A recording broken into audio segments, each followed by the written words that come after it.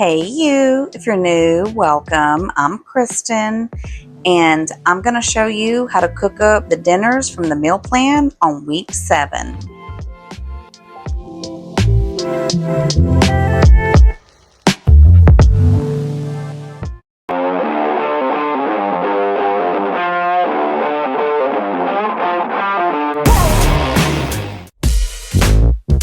To get this meal started, you want to go on and get them peppers and them onions chopped up and get them down into the pan. Now, I cut mine into thin strips, but you can cut yours whatever size of a bite that you want. I seasoned mine up with a little garlic powder, onion powder, and a little black pepper. You only want to toss yours around and let them heat up. You don't want to cook them all the way through, so just about 5 minutes, and then we're going to toss in the meat.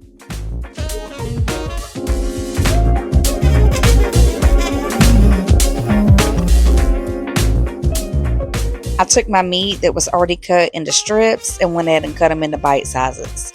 Now, I scooted my little peppers and onions over so I could put these little bad boys in there and cook them all up together. But if you don't have room in your pan, go on and take the peppers and onions out and get that meat cooked up. Once you get that meat put in, then you want to go on and hit it with another layer of flavor. I put in some garlic powder, onion powder, black pepper, and you want to hit it with the Worcestershire. Hit it with that.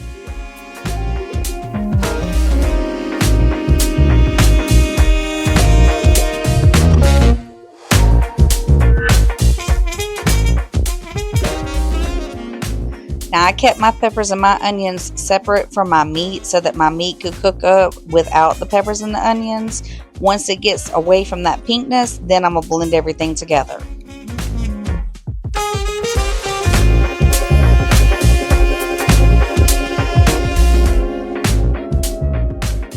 Once you have a light pink in your meat, then you want to go on and mix everything up, and then we're going to add in the beef broth. Now, you want to make sure that you add enough so that your pasta has room to let it cook, and you also want to make sure that you don't overdo on the heavy cream because you don't want to make it too milky. Now, I added in about half of my box because I don't want more pasta than I have meat and onions and peppers, but you add in how much you think you need. I added the all-purpose seasoning, covered it up, and let it simmer for about 10 to 15 minutes.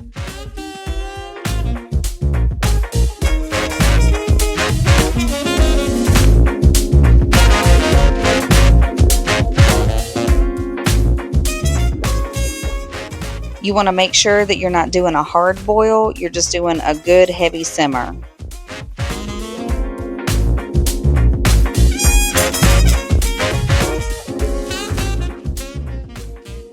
After about 10 to 15 minutes, you want to mix everything up and let it keep cooking.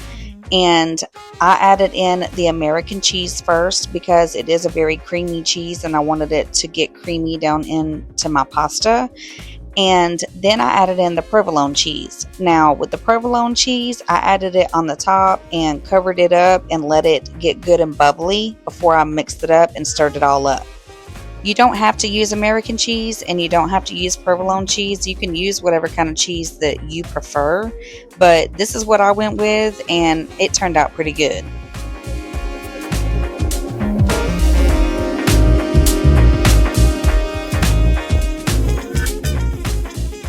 Once everything is warm and melted, you want to go on and mix it all up and get it all the way mixed up. Let it cook for maybe about 5 more minutes.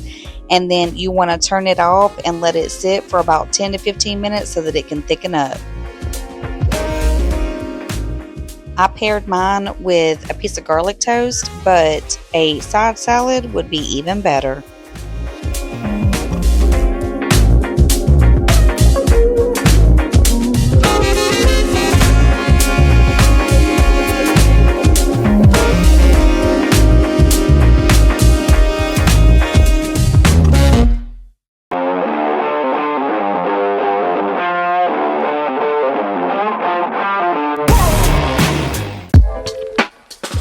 To make the sub salad, I used 3 different types of meat. I used a honey ham, a black forest ham, and a oven roasted turkey.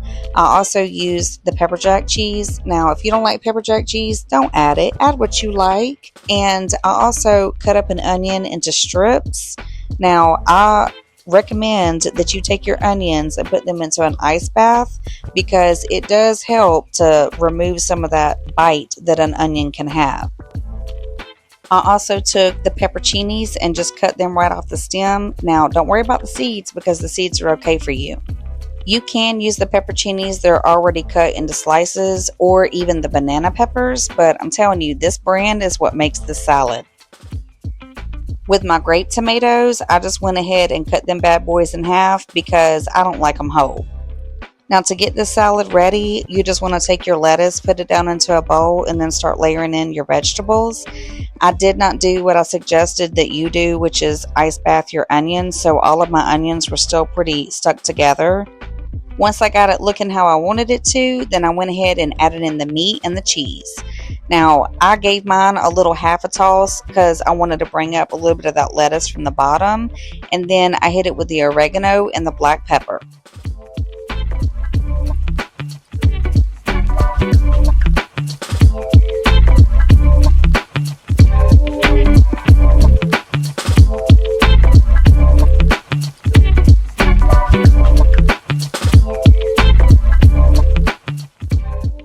I used this pepperoni juice as my dressing, poured it all along the top, gave it a good toss, and that bad boy was ready to go.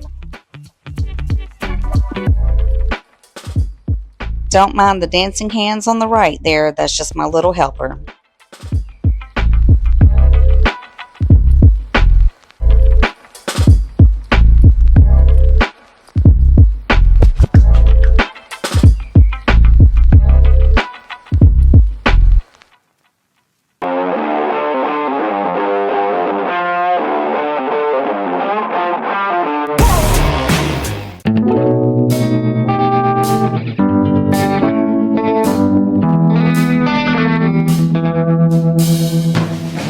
I was making a double batch of chili, that's why you see 2 pounds of meat.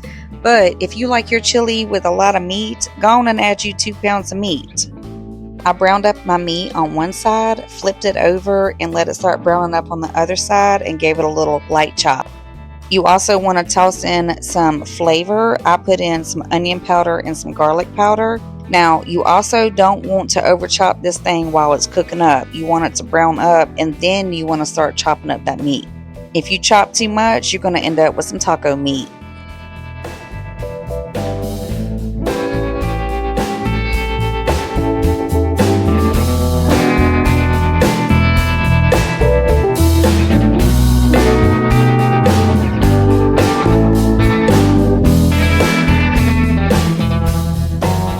Once you get it all the way cooked up, you want to go on and take it out and drain it, and then we're going to add it back in. To get this chili ready to simmer, you want to get everything down into the pot. Now, you could always take your meat and cook it up and then throw everything down into the crock pot. That is an option.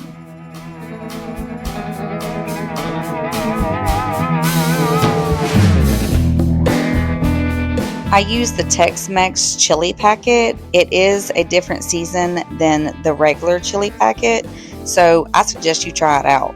I also diced up a red onion to go on the top of the chili, and I also added in some water because you don't want your chili to be too thick, so just eyeball it and see where you need your water level at. I brought my chili up to a boil and then simmered it for about an hour, and then that bad boy was ready to go.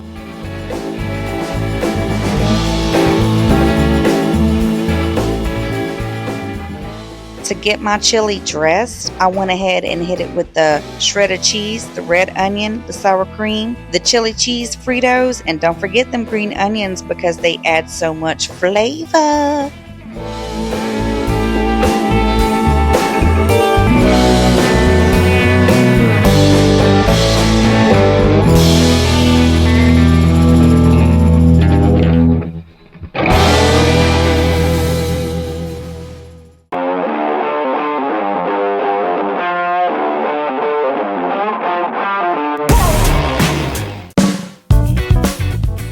After chili night, we always got to go in with the chili dog.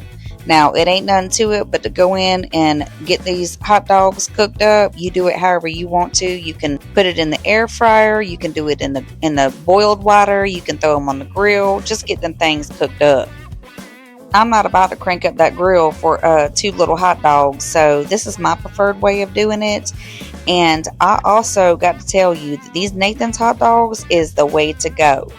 Now, to get my hot dog dressed, I'm going to open up my bun and hit it with that spicy brown mustard. If you don't like spicy brown, or if you don't like mustard, I don't know what to tell you, but I'm telling you, it is what makes this chili dog.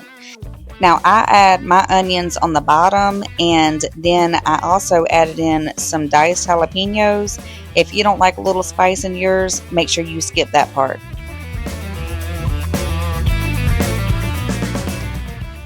You want to toss in your hot dog and then hit it with that shredded cheese and top it off with some of that good old Dad's chili.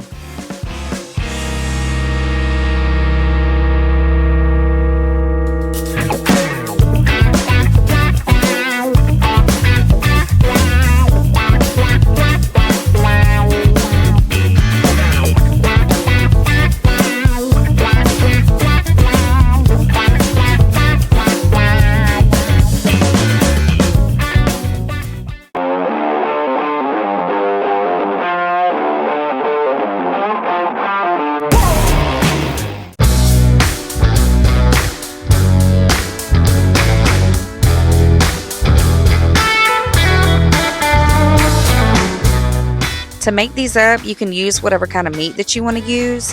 I use Bubba Burgers and seasoned them up with this smash seasoning, and then topped it off with the pepper jack cheese, and them bad boys was ready to go.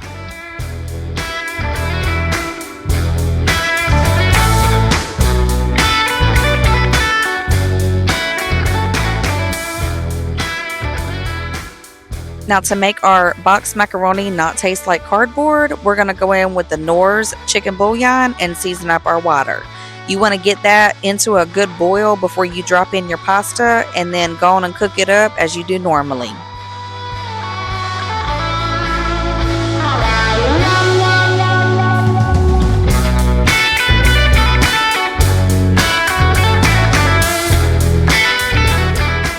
After you cook and drain your pasta, you want to add in 2 tablespoons of butter and melt it into your pasta before you add your cheese packet. Then you want to go in, add your cheese packet, and add this garlic and parmesan. Now, this is where it brings up the flavor. This is where it makes it not taste like cardboard. And then you want to add you a little bit of milk. Now, you creamy yours up however you like it, but this is how I like mine.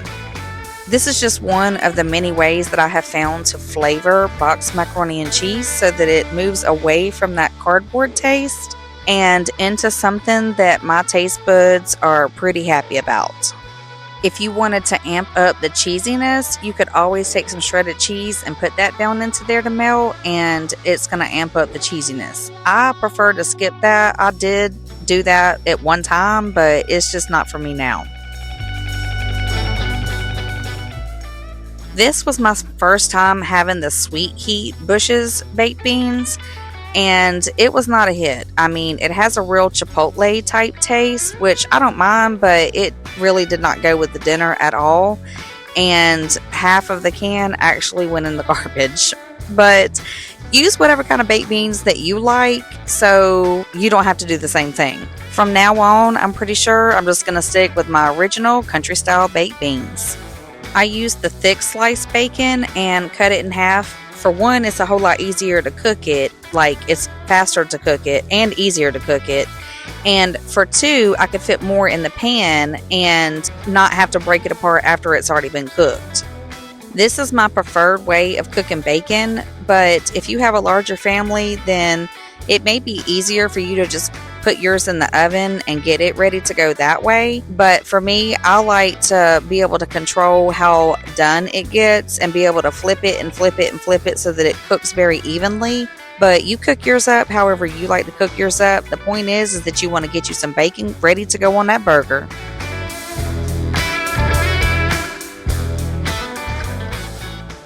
To get this burger dressed, I went ahead and put the barbecue sauce right on the bun because it's going to help to hold everything together so that it don't just go slip sliding off.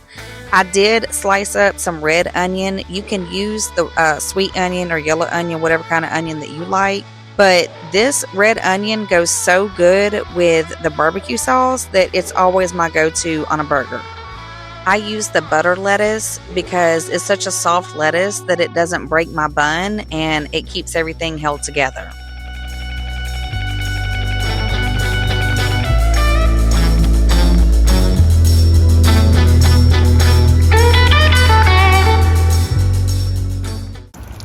That's it for this week, but I just want to take just a few more seconds of your time and tell you how much I really appreciate you watching my videos. This has been a real passion project for me. So my children are becoming adults faster than I'm prepared for, and they want to know how to cook mama's food. So this has been like my way of being able to show them, you know, how to layer in flavors, how to make macaroni and cheese not taste like cardboard. And I also wanted to tell you that I really enjoy being able to share the sky and, you know, just the different things that I find beautiful, being able to share it with you. And this next clip, I actually filmed it while I was thinking of sharing it with you guys, and it was literally so beautiful to see. So I hope you guys have a good rest of your week, and I will see you next week. Cars and rainbows.